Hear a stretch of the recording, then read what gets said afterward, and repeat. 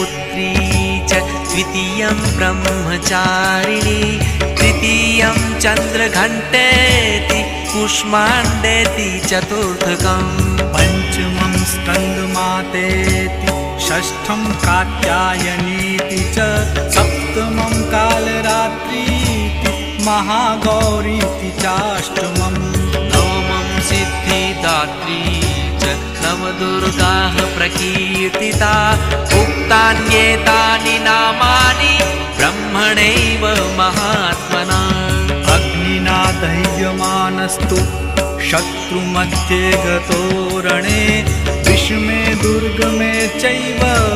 भयार्ताः शरणं गताः न तेषां जायते किञ्चिदशुभं